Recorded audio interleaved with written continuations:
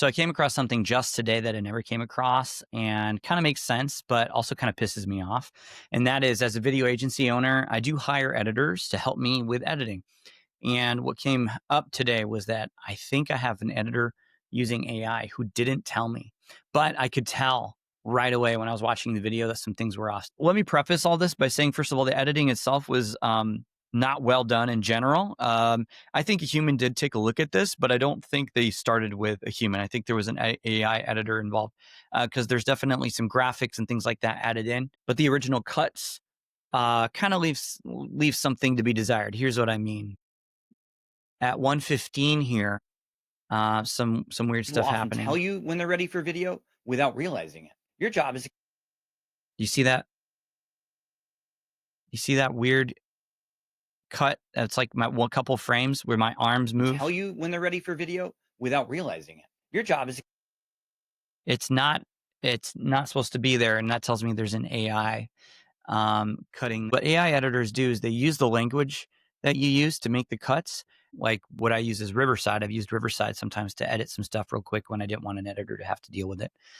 It'll leave if you use the text to edit, it'll leave these like micro cuts in between takes that are like 1 or 2 frames long, and it'll cause this jolt to happen. And you can kind of see that happen here at the 1 minute mark. All right, let's look at the second issue. And in this for this issue, you got to listen in to pay attention to hear. It's not a visual cut; it's an audio one. Listen in. when they're ready for video content. Here are 3 classic examples of things to listen for. It's hard to keep the pipeline warm. One of the toughest moments, and swoop in with I don't know if you saw it. suggestion. Here are 3 common cues I've heard from my clients about when they're ready for video content. Here are 3 classic examples of things to listen for. It's hard to keep the pipeline warm. I'm repeating myself, and the editor didn't cut that. The AI editor. Now, like at Riverside, when we use Riverside, when I've used a Riverside, it makes recommendations for when to cut repeating points, but it doesn't do it per se. And so, if you have a AI editor, it's probably going to leave in some repeating takes.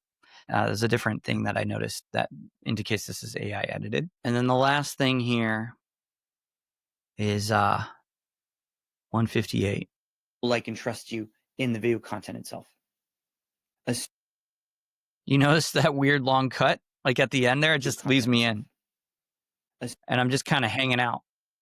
You could easily cut that, but I think an AI editor cut this, and so it leaves in these interesting gaps like that.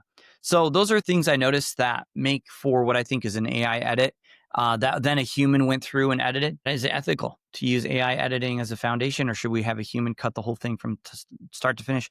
In this case, what I will say is I wanted a human. I told my editor, hey, I want you to fix this. I want you to go through it as a human and fix these specific issues. But I can tell there was AI used. I called him out. I said, I can tell there was AI used.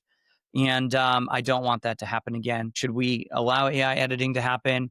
Let me know what you think in the comments below.